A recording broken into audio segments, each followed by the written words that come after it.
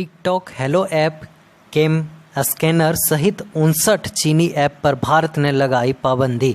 बताया जाता है कि भारत सरकार ने बहुत ही बड़ी कदम उठाया है। 59 स्मार्टफोन ऐप को प्रतिबंध लगाने का फैसला लिया है। सरकार की ओर से जारी किया गया चीन के जिक्र में नहीं है, मगर जिन ऐप्स को प्रतिबंध किया गया है उसमें से कई सारे ऐप्स या तो चीन से बने हैं या उनका हकियाना चीन कंपनियों के पास है।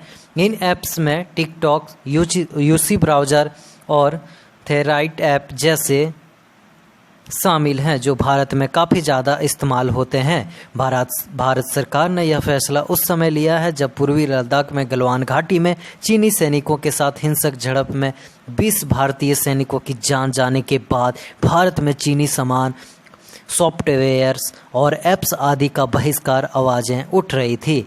इलेक्ट्रॉनिक्स और आईटी मंत्रालय के मुताबिक इन ऐप्स को भारत के संप्रभुता और एकता, सुरक्षा और व्यवस्था के लिए नुकसानदेह होने के कारण प्रतिबंध किया गया है। आईटी मंत्रालय ने आईटी एक्ट के सेक्शन 69A के तहत यह कदम उठाया है। ये ऐप्स एंड्रॉयड और iOS दोनों प्लेटफॉर्म पर प्रतिबंध होंगे। आईटी मंत्रालय की ओर से जारी प्रेस में कहा गया है कि भारत के करोड़ों मोबाइल और इंटरनेट यूजर्स के हितों को ध्यान में रखते हुए लिया गया है ताकि इंडिया सुरक्षित और सुनिश्चित जी सके।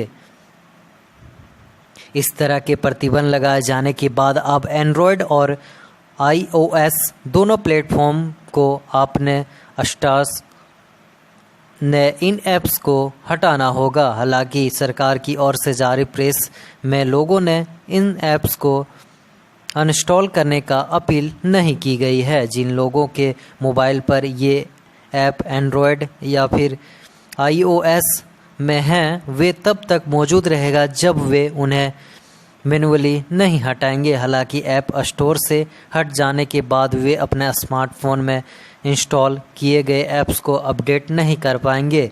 जिन ऐप्स को प्रतिबंध किया गया है उसमें gaming, beauty camera, browser, news और अन्य यूटिलिटी ऐप शामिल हैं। और ये भारत सरकार का एक बहुत ही बड़ा कदम है और इसे मैं और पूरे देश के लोग इसका सराहना करते हैं और बहुत बहुत धन्यवाद देते हैं कि ऐसे फैसले को लिया गया, क्योंकि ये बहुत ही ज़रूरी था। क्योंकि चीनी जो यूजर्स हैं, जो वो चला रहे हैं, जो ऐप्स इस्तेमाल इंडिया में लोग कर रहे हैं, उसमें काफ़ी ज़्यादा नुकसानदेह है और जो लड़ाई हो रहा है उसमें बहुत ही ज़्यादा